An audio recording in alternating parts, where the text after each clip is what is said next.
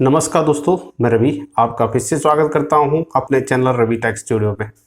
तो दोस्तों हम देख रहे हैं कि बॉलीवुड सुपरस्टार शाहरुख खान के बेटे आर्यन खान की बेल प्ली पर आज फिर से सुनवाई हुई और स्पेशल कोर्ट मुंबई ने इसको रिजेक्ट कर दिया है। आपकी इन्फॉर्मेशन के लिए बता दूं कि आर्यन खान को 2 अक्टूबर को नारकोटिक्स कंट्रोल ब्यूरो ने पकड़ा था, जो कि मुंबई से गोवा की तरफ एक शिप जा रहा था। वहाँ पर रेप पार्टी थी, उसमें आर्यन खान और इसका दोस्त अरबाज मर्चेंट, मुनमुन धमीचा सहित 7 लोगों को गिरफ्तार किया गया था और इनके पास से अच्छी खासी मात्रा में ड्रग्स मिला था और उस ड्रग्स को ये ऐसी जगह पे छुपा के ले जा रहे थे, जैसे कि जूते के सोल में, राइट पॉकेट में, अंडरवियर में। इवन मुनमुन धमीचा को तो रेड हैंडेड पकड़ा गया कि वो सैनिटरी पैड्स में ड्रग्स को छुपा के ले जा रही थी।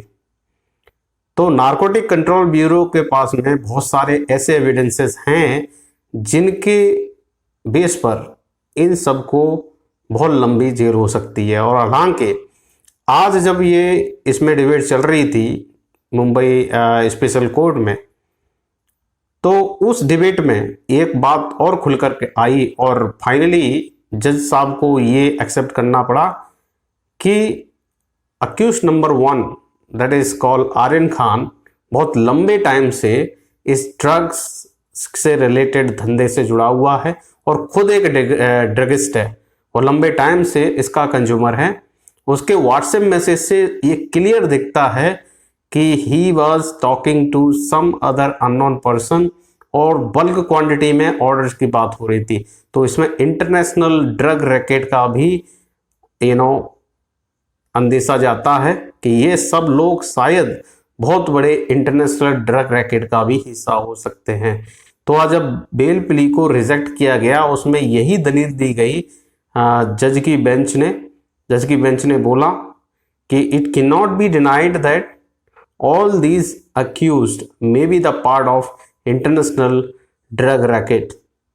और दूसरी बात, जो specially VIP culture Aryan Khan accused number 1 इस ड्रग का बहुत पुराना कंज्यूमर है और उसके जो व्हाट्सएप से जो मैसेज मिले हैं वो क्लियरली दिखाते हैं कि he was doing some dealing with some unknown person that too probably a foreigner in bulk quantity में बात चल रही थी। तो उससे ये दिखता है कि शायद इसके तार इंटरनेशनल ड्रग रैकेट से भी जुड़े हो सकते हैं। तो ये एक प्रॉपर इन्वेस्टिगेशन का हिस्सा है, तो इसकी वजह से ये बेल प्ली को रिजेक्ट कर दिया गया। दूसरी जो दलील इसमें खुलकर आ रही है, उसमें कोर्ट का मानना है कि अगर इसको बेल दी जाती है तो ये कई सारे एविडेंस को टेम्पर कर देगा, जिससे कि इसको जो दोषी साबित करना है वो साबित नहीं कर पाएंगे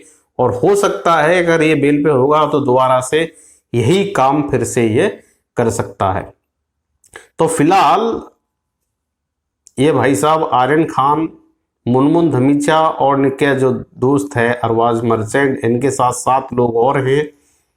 ये सारे के सारे आर्थर रोड मुंबई में कैद हैं जेल में।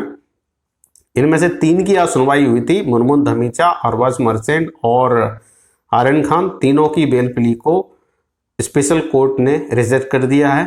हालांकि आर्यन खान के वकील ने बोला है कि अब हम बॉम्बे हाई कोर्ट का रास्ता नापेंगे, वहाँ जाएंगे, वहाँ बेल के लिए अप्लाई करेंगे।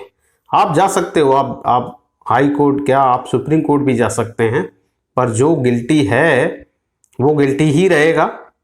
Late court has to decide it, let have a proper investigation in this. मुझे समझ में नहीं आ रहा ये कितनी जल्दबाजी में है। और दूसरी बात, इंडियन कानून की मैं अगर बात करूं तो इंडियन कानून और ये कोर्ट में इतने सारे केसेस ऑलरेडी पेंडिंग हैं और ऐसे VIP कल्चर को स्पेशल कोर्ट लगाकर बार बार बेल प्ली की हियरिंग चल रही है। और वहीं पर अगर कोई कॉमन मैन हो और वो किसी झूठे केस में भी फंस जाए और वो अपनी बेल प्ली एप्लीकेशन देता है, तो उसकी बेल प्ली पे सुनवाई होएगी नहीं सालों भर। और यहाँ देखो हर 3-4 दिन के बाद में बेल प्ली पर सुनवाई हो रही है। तो ये है वीआईपी कल्चर, और वीआईपी कल्चर को ही कोर्ट मानता है, यही दिख रहा है क्लियरली। फिलहाल जो कुछ है इस पर न्यूज एजेंसी ने, हमारे जो हीरो हैं जिनको अगर न्यूज एजेंसी ने भी हीरो बनाया, बाकी उनने काबिल तारीफ काम किया है। ये ड्रग रैकेट पर रेड डालकर और उन्हें पकड़कर ऑलमोस्ट उनकी गर्दन पकड़ ली है। अब over the period of time बहुत सारे खुलासे इसमें निकल के आएंगे। तो एनसीबी नारकोटिक कंट्रोल ब्यूरो के डायरेक्टर जो हैं वो समीर मानखेड़े से जब पूछा गया कि आपकी क्या ओपिनियन है जो करंट इनको बेल नहीं मिली है, तो उन्होंने इस पर कोई पार्टिकुलरली कोई कमेंट नहीं दिया। उन्होंने केवल कहा सत्यमेव जयते। जैसा कि आप ट्विटर पे भी देख रहे होंगे, ट्विटर पे भी ये नंबर 1 पे ट्रेंड कर रहा है सत्यमेव जयते। तो ओवरऑल कहानी ये है कि ये जो ड्रग का चल रहा है जो कारोबार इन बॉलीवुड में तो ड्रग का बहुत पुराना रिश्ता है। इवन सुशांत सिंह राजपूत के टाइम पे भी, जब सुशांत सिंह राजपूत की आत्महत्या को इनने करार दे दिया है आत्महत्या, उसकी जब इंक्वायरी चल रही थी थ्रू सीबीआई, उस दौरान भी कुछ बॉलीवुड एक्टर्स को पकड़ा गया, जिसमें रिया चक्रवर्ती और भी कई सारे नाम आए थे। इन सब से इससे रिलेटेड बातचीत हुई थी। बाद में वो लोगों को छोड़ दिया गया।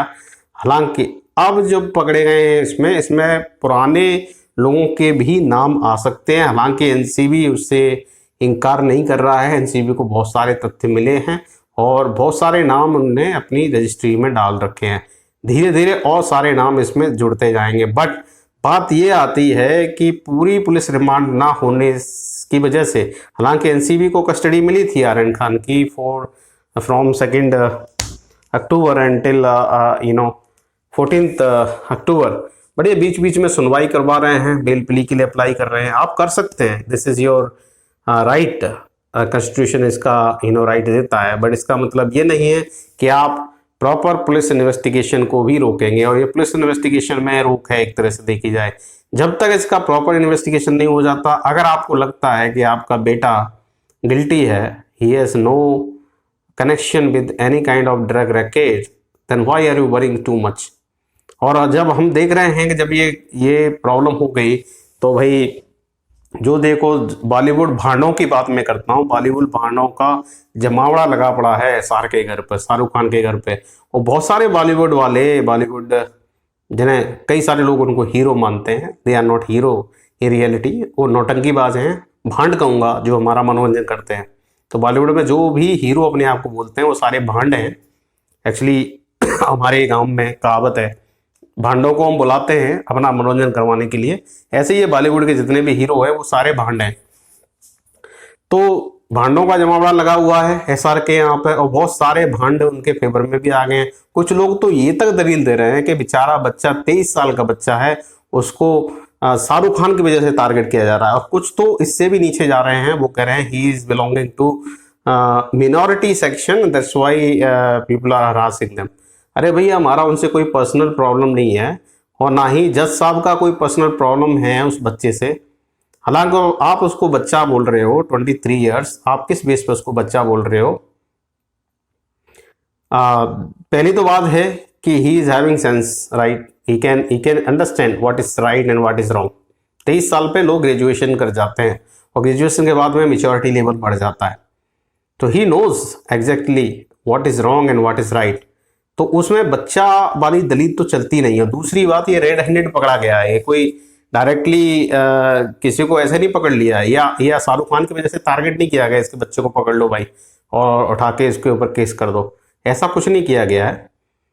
ही is basically a culprit, possible culprit.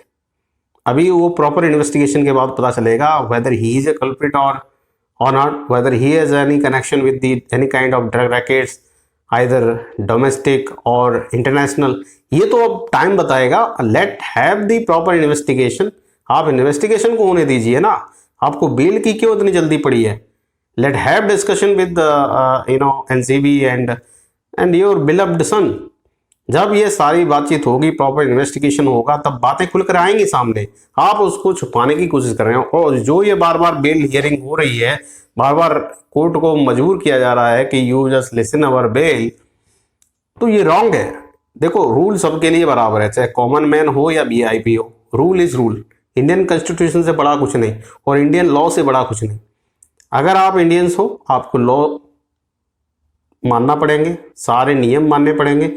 जो अगर आप नियम को नहीं मानते हो, that means you are directly what we say insulting the Indian laws, which is not correct. और अगर अपने आप को हीरो बोलते हो, अपने आप को आदर्श बोलते हो, then you have to obey the rules. तो रूल्स ये है कि अगर आपको पुलिस कस्टडी में लिया गया है for 14 days, cooperate with the NCB, let them integrate you. वो आपसे पूछना चाहते हैं क्या प्रॉब्लम है, क्या नहीं है। अगर आपका कोई इन्वॉल्वमेंट नहीं होगा, पक्का आप निकल के आ जाओगे, बेदाग बार आप जाओगे, उससे क्या प्रॉब्लम है। पर आपको क्या जल्दबाजी पड़ी है बार बार बेल हियरिंग करने की। और मैं देख रहा हूं इस केस में कुछ ज्यादा ही हड़बड़ी है। इसका मतलब ये जाता है सीधा सीधा दाल में बहुत काला नहीं, बहुत कुछ काला है, पूरी दाल काली हो सकती है। तो अगर ये प्रॉपर इन्वेस्टिगेशन एनसीबी करता है तो over the period of time बहुत सारी बातें खुलकर सामने आएंगी।